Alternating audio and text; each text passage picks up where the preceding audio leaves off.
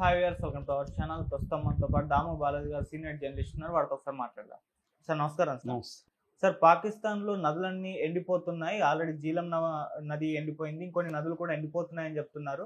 అంటే భారత్ ఆల్రెడీ సింధు నది జలాలను ఆపడం వల్లనే ఇదంతా కూడా జరుగుతుందా? అసలు భారత్ ఈ విషయంలో ఎటువంటి టాక్టిక్స్ పాటిస్తుంది? మరి ఇప్పుడు నదులు ఎండిపోవడం వలన పాకిస్తాన్ ఏ విధంగా ఎఫెక్ట్ పడుతుంది సార్?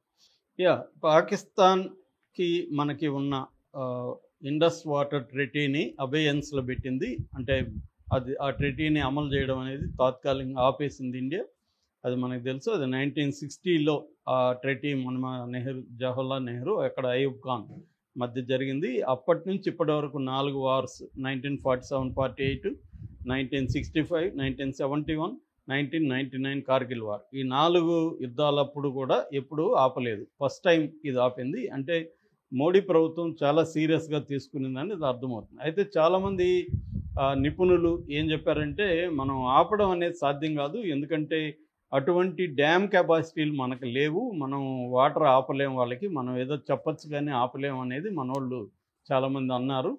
కొంతమంది ఏమో కంప్లీట్గా ఆపేస్తారు, మొత్తం పాకిస్తాను దాహంతో లేకపోతే వ్యవసాయం లేకుండా చచ్చిపోతారన్న పద్ధతిలో కొంతమంది ప్రొజెక్ట్ చేస్తారు.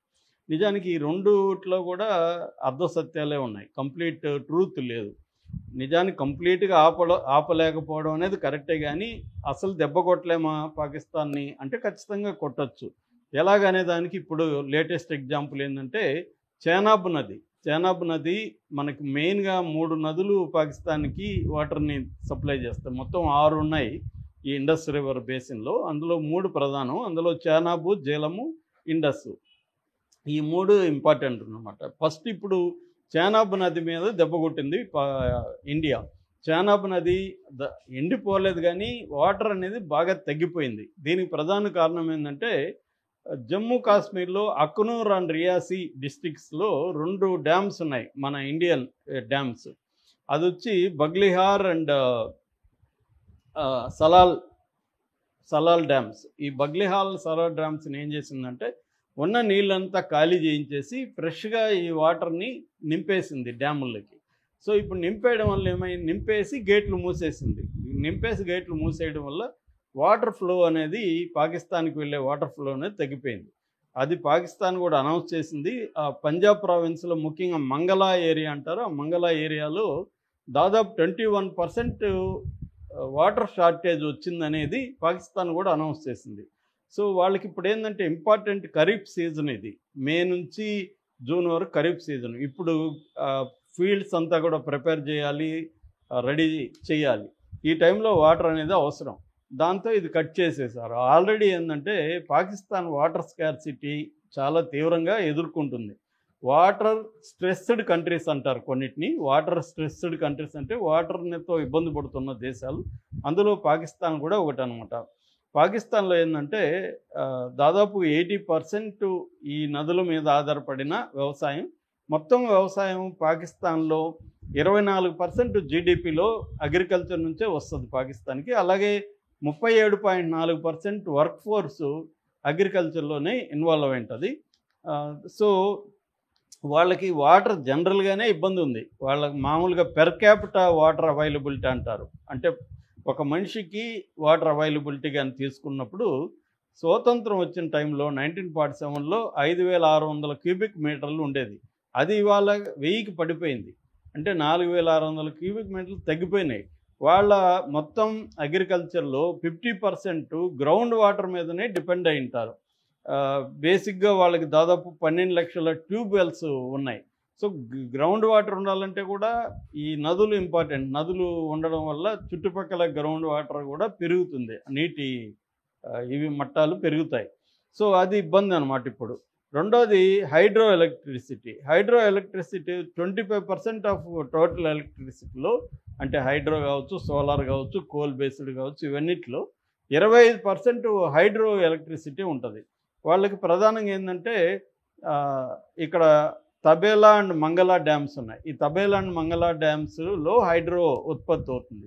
ఇప్పుడు ఈ చీనాబ్ నది, జీలం, మన ఇందాక చెప్పిన చీనాబ్ నదికేమో బాగ్లేర్ అండ్ సొలాల్ డ్యామ్స్ని మనం ఆపేసాము. తర్వాత జేలం నదికేమో కిషన్ గంగా డ్యామ్, కిషన్ గంగా డ్యామ్ ఇండియాలో ఉంటుంది. ఆ కిషన్ గంగా డ్యామ్ నుంచి నీళ్లు వెళ్ళడాన్ని ఆపేశారు. దీనివల్ల ఇప్పుడు జేలంలో కూడా నీళ్లు తగ్గిపోయినాయి.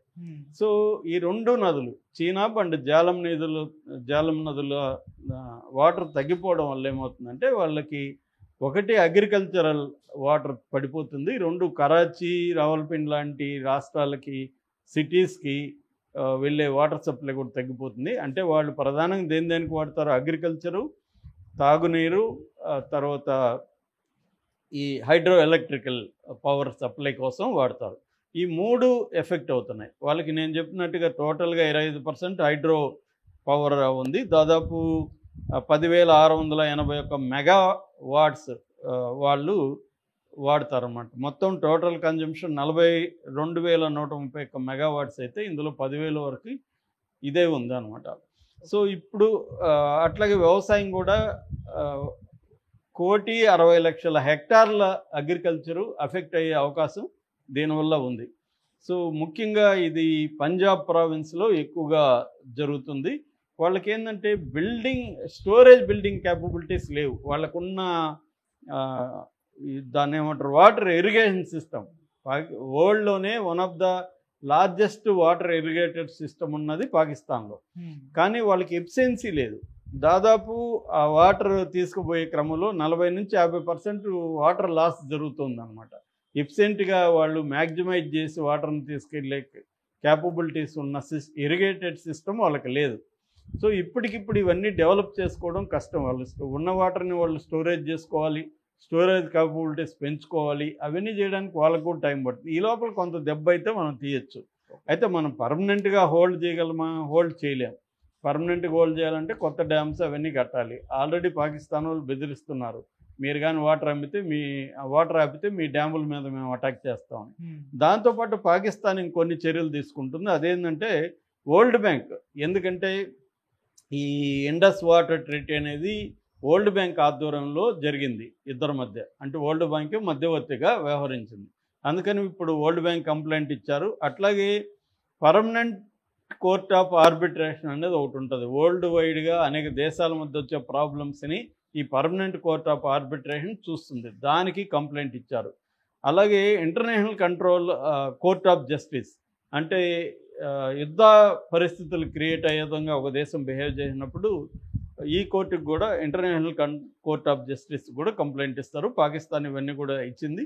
మరోపక్క దీన్ని యాక్ట్ ఆఫ్ వార్గా మేము పరిగణిస్తున్నాము, మేము కానీ వాటర్ కానీ ఆపితే న్యూక్లియర్ బాంబు వేస్తామని మొన్న కూడా రష్యాలో ఉండే పాక్ రాయబారి కూడా చాలా తీవ్రంగానే హెచ్చరించాడు. సో ఓవరాల్గా ఏంటంటే మనం పాకిస్తాన్ని ఎకనామిక్ వార్ఫేర్ అనేది స్టార్ట్ చేసేసాం. ఆర్థికంగా యుద్ధం అనేది మొదలైంది. మనం డిక్లేర్ చేసాం పాకిస్తాన్ మీద. మిలిటరీ పరంగా చేయలేదు కానీ ఎకనామిక్ వార్ఫేర్ అనేది చేసాము. ఆల్రెడీ వాళ్ళ ఫ్లైట్స్ అవి రాకుండా ఎయిర్ స్పేస్ క్లోజ్ చేసాం. తర్వాత నిన్ననే పోర్ట్స్ అంతా కూడా వాళ్ళ షిప్పులు మన దీంట్లోకి రానికుండా, మన షిప్పులు అక్కడికి పోనకుండా ఆపేసాం. తర్వాత బయలేటరల్ ట్రేడ్ ఆపేసాం.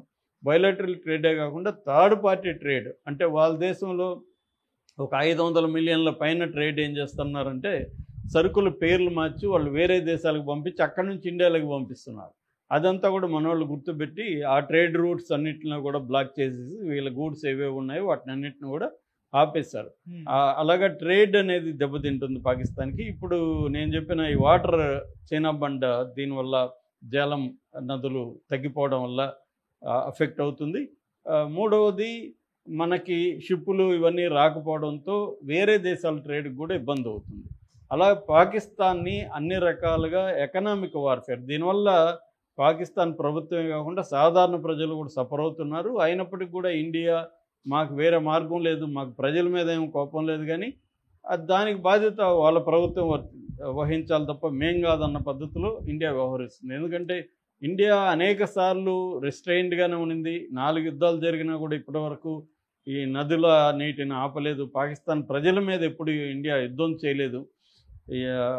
పాకిస్తానే మన ప్రజల మీద చేస్తుంది. 93లో బొంబాయి బ్లాస్టులు కానీ, ఆ తర్వాత 2008లో మళ్ళీ ముంబైలో అటాక్స్ కానీ, 2001లో పార్లమెంట్ మీద అటాక్ కానీ, 2016లో ఉరి కానీ 2019లో మన దాడులు